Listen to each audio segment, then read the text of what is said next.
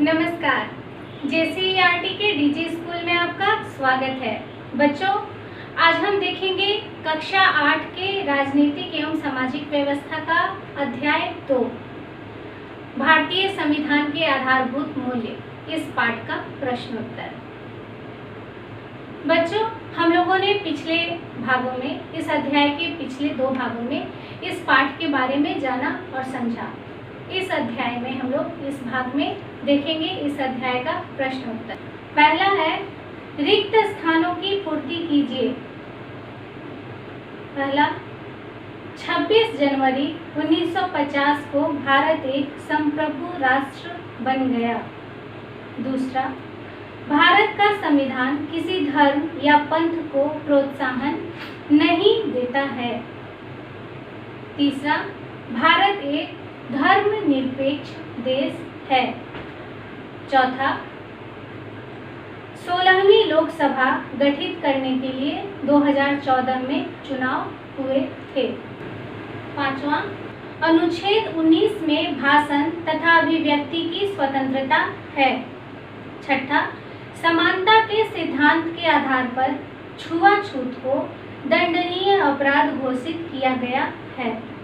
सातवां, अनुच्छेद 51 क के अंतर्गत सभी नागरिकों का यह कर्तव्य है कि भारत की संप्रभुता, एकता व अखंडता की रक्षा करे। प्रश्न 2 है, निम्नलिखित प्रश्नों के उत्तर दीजिए। इसका पहला प्रश्न है, पंथ निरपेक्षता से आप क्या समझते हैं? तो बच्चों, इस अध्याय को पढ़ाने के क्रम में मैंने आपसे बताया है कि पंथ निरपेक्षता भारतीय संविधान के द्वारा दिया गया ऐसा तत्व है, ऐसा आधारभूत मूल्य है, जिसका अर्थ होता है कि भारतीय संविधान के समक्ष सभी पंथ यानी सभी धर्म जो हैं वो एक समान है। भारतीय संविधान के समक्ष सभी धर्मों को समान मान्यता प्रदान की गई है। किसी भी धर्म विशेष को बड़ा या छोटा नहीं कहा गया है और सभी भारत के नागरिकों को यह अधिकार है कि वह किसी भी धर्म को, किसी भी पंथ को अपना सकता है और उसका प्रचार प्रसार कर सकता है, उसके साथ रह सकता है। इसे ही हम लोग पंथ निरपेक्षता कहते हैं। बच्चों, हमारा अगला प्रश्न है कि भारत में लोकतंत्र है कैसे? हम यह बात कैसे कह सकते हैं कि भारत में लोकतंत्र है? तो बच्चों, लोकतंत्र का अर्थ होता है जनता का शासन, और जैसा कि हम सभी जानते हैं कि भारत में जनता का शासन है। भारत की जनता, हम सभी नागरिक, भारत के जो नागरिक हैं वो मिलकर अपना शासक चुनते हैं, अप्रत्यक्ष रूप से अपने सार्वभौमिक व्यस्क मताधिकार के आधार पे अपना नेता चुनते हैं और उससे हमारे देश का शासन चलता है। इसलिए हम यह कह सकते हैं कि भारत में लोकतंत्र है, जनता का शासन है। बच्चों, हमारा अगला प्रश्न है, न्याय किसे कहते हैं? तो भारतीय संविधान में सामाजिक, आर्थिक और राजनीतिक न्याय की बात कही गई है।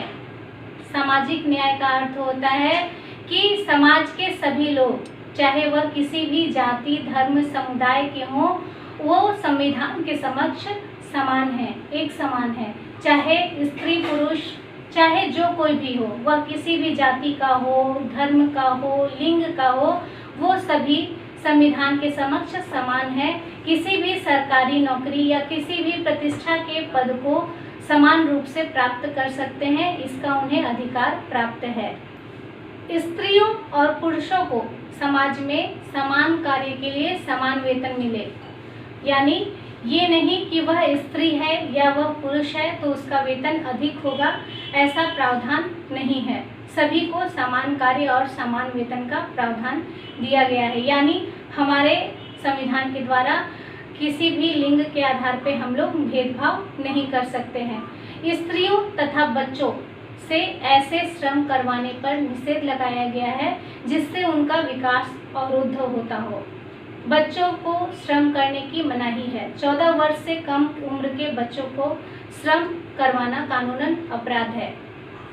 तो इस प्रकार बच्चों हम लोग देखते हैं कि कानून के समक्ष जो न्याय की परिभाषा है वो सबको एक समान लाकर खड़ा करती है, चाहे वह समाज के किसी जाति, वर्ग, लिंग का व्यक्ति हो। बच्चों, हमारा अगला प्रश्न है कि व्यक्ति की गरिमा की रक्षा के लिए हमारे संविधान में क्या प्रावधान किए गए हैं। तो बच्चों, हमारे संविधान में अनुच्छेद 17 और 32 में यह बताया गया है, व्यक्ति की गरिमा को सर्वोपरि रखा गया है। इसके अंतर्गत स्वतंत्रता, समानता तथा बंधुत्व के अधिकार व्यक्ति को प्रदान किए गए हैं। संविधान की नज़र में सभी व्यक्ति स्वतंत्र है, उसे समानता का अधिकार प्राप्त है, उसे भाईचारे का अधिकार प्राप्त है। तो इस प्रकार हम देखते हैं कि व्यक्ति की गरिमा को हमारे संविधान में सर्वोपरि, सबसे ऊपर रखा गया है। पहले व्यक्ति है तब कोई है, यानी पहले अपना विकास संभव है तो पूरे देश का विकास संभव है। इसके पीछे उद्देश्य यह था कि लोगों को स्वतंत्रता, समानता आदि मूल अधिकार अनिवार्य रूप से प्राप्त हो सके।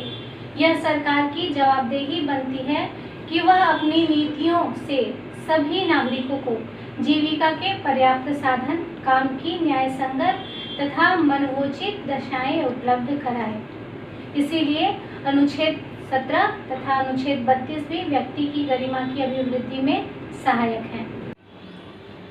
बच्चों, हमारा 5वां प्रश्न है, भारतीय संविधान में कौन से आधारभूत मूल्य निर्धारित किए गए हैं। तो बच्चों, भारतीय संविधान में हमने जैसा कि संविधान की प्रस्तावना से जाना कि निम्नलिखित आधारभूत मूल्यों को निर्धारित किया गया है, जिसमें पहले है गणराज्य, दूसरा न्याय, तीसरा स्वतंत्रता, चौथा समानता, पांचवा बंधुता, छठा व्यक्ति की गरिमा, सातवां राष्ट्रीय एकता एवं अखंडता। तो बच्चों, हम लोगों ने देखा कि निम्न आधारभूत मूल्यों को हमारे संविधान में सम्मिलित किया गया है। प्रश्न 3 है, राष्ट्र की अखंडता को कैसे बनाए रखा जा सकता है, कोई 3 सुझाव दीजिए। तो बच्चों, राष्ट्र की अखंडता, राष्ट्र की एकता, अखंडता को बनाए रखने के लिए निम्नलिखित प्रयास या सुझाव हैं। पहला है, शिक्षा में ऐसी आदतों तथा दृष्टिकोणों एवं गुणों का विकास करना चाहिए जो नागरिकों को इस योग्य बना दे कि वे जनतंत्रीय नागरिकता के उत्तरदायित्वों को वहन करके उन विघटनकारी प्रवृत्तियों का विरोध कर सकें जो व्यापक राष्ट्रीय तथा धर्मनिरपेक्ष दृष्टिकोण के विकास में बाधा डालती है। यानी बच्चों, शिक्षा को इस प्रकार बढ़ावा देना चाहिए कि वो नागरिकों को उसके उत्तरदायित्व का वहन करने के लिए जागरूक कर सके। दूसरा है, जातिवाद की भावना को मिटाकर। भारत की राष्ट्रीय एकता, अखंडता के मार्ग में जातिवाद एक प्रमुख बाधा है। यहाँ के निवासी विभिन्न धर्मों तथा जातियों में विश्वास करते हैं, जिसके कारण इन सब में आपसी मतभेद पाए जाते हैं। प्रत्येक जाति अथवा धर्म का व्यक्ति दूसरे धर्म अथवा जाति के व्यक्ति से अपने आप को ऊंचा समझता है। इससे प्रत्येक व्यक्ति में एक दूसरे के प्रति पृथकता की भावना इतनी उग्र रूप धारण कर चुकी है कि इस संकुचित भावना को त्याग कर वह राष्ट्रीय हित के व्यापक दृष्टिकोण को अपनाने में असमर्थ है। अतः हम जब व्यक्ति के मन से जातिवाद की भावना को हटा देते हैं तो राष्ट्रीय एकता के मार्ग में यह सहायक सिद्ध होगा। तीसरा है सांप्रदायिकता। सांप्रदायिकता की भावना भी बच्चों राष्ट्रीय एकता के मार्ग में बाधक है। राष्ट्र की अखंडता को बनाए रखने में सांप्रदायिकता की भावना को अगर हम खत्म करेंगे तभी हमारे देश की एकता और अखंडता बनी रह पाएगी। हमारे देश में हिंदू, मुसलमान, ईसाई आदि अनेक संप्रदाय पाए जाते हैं। यही नहीं, इन संप्रदायों में भी अनेक संप्रदाय हैं। प्रायः सभी संप्रदाय राष्ट्रीय हितों की अपेक्षा केवल अपने अपने सांप्रदायिक हितों को पूरा करने में ही जुटे हुए हैं। इससे राष्ट्रीय एकता खतरे में पड़ गई है। तो जब हम इस सांप्रदायिकता की भावना को लोगों के मन से दूर कर देते हैं तो हमारे देश की एकता को बनाए रखा जा सकता है। बच्चों, प्रश्न 4 है कि प्रस्तावना हम भारत के लोग वाक्यांश से शुरू होती है, तो इस वाक्यांश का क्या तात्पर्य है? तो बच्चों, इस वाक्यांश का तात्पर्य है कि हम भारत के लोग, यानी जो ये हमारा संविधान है, ये हम भारत के लोगों के लिए बना है, हम भारत के लोगों को समर्पित है और हम सभी ने इसे मिलकर बनाया है, यह हमारे लिए है। तो हम देखते हैं कि इस वाक्यांश का अर्थ हुआ हम भारत के लोग, यानी हमारा संविधान हमारे लिए, हमारा और हमारे लिए उपयोगी है।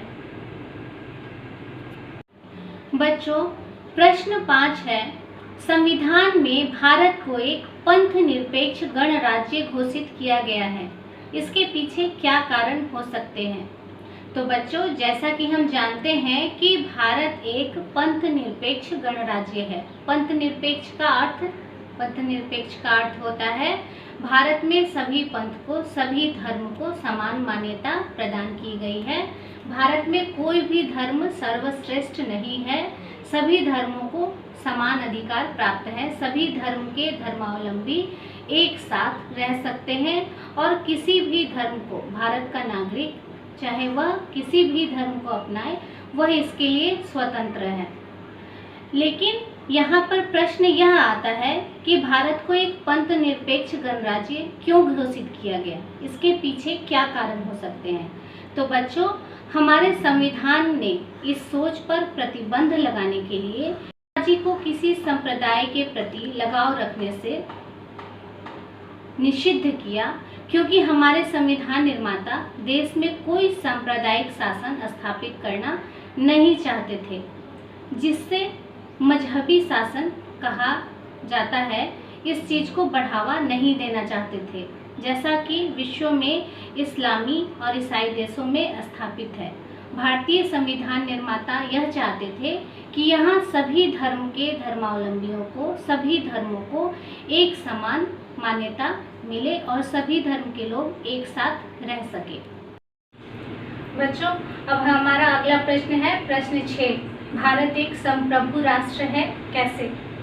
तो बच्चों, इस अध्याय में हम लोगों ने पढ़ा है कि भारत एक संप्रभुत्व संपन्न राष्ट्र है।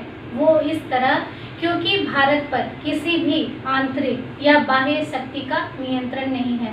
भारत पूरी तरह से स्वतंत्र है। हमारा जो देश है वह पूरी तरह से स्वतंत्र है, किसी के अधीन नहीं है।